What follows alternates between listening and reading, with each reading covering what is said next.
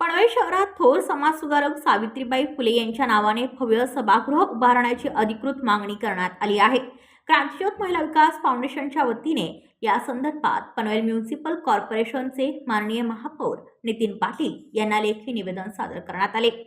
संस्थीय शिष्टमंडळाने महापौरांची भेट घेऊन क्रांतिसूर्य ज्योतिबा फुले व क्रांतिज्योती सावित्रीबाई फुले यांची प्रतिमा तसेच सावित्रीबाई फुले यांचे पुस्तक भेट देत शुभेच्छा व्यक्त केल्या। त्यानंतर सभागृह उभारणी संदर्भातील सविस्तर निवेदन सादर करण्यात आले।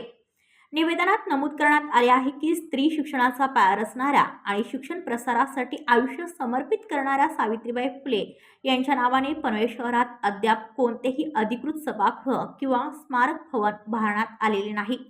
सामाजिक न्याय, स्त्री सक्षमीकरण आणि वंचित घटकांच्या उन्नतीसाठी त्यांचे कार्य ऐतिहासिक आणि प्रेरणादायी आहे। त्यामुळे महानगरपालिकेने नियमानुसार योग्य भूखंड निश्चित करून महासभेत ठराव मंजूर करावा व त्यांच्या नावाने भव्य सभागृह उभारण्याची प्रशासकीय प्रक्रिया तात्काळ सुरू करावी, अशी ठोस मागणी शिष्टमंडळाने केली आहे। संस्थेच्या अध्यक्ष सौ रुपालीताई शिंदे यांनी सांगितले की या मागणीची विधिवत दखल घेऊन कायदेशीर प्रक्रिया पूर्ण करत सकारात्मक निर्णय जाहीर करावा हीच अपेक्षा आहे।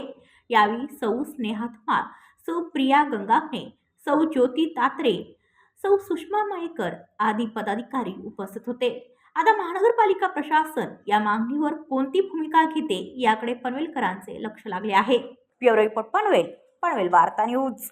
आपल्या परिसरातील बातम्या आमच्यापर्यंत पोहोचवण्यासाठी स्क्रीनवर दिलेल्या क्रमांकावर संपर्क साधू शकता। दूरध्वनी क्रमांक 8652414343।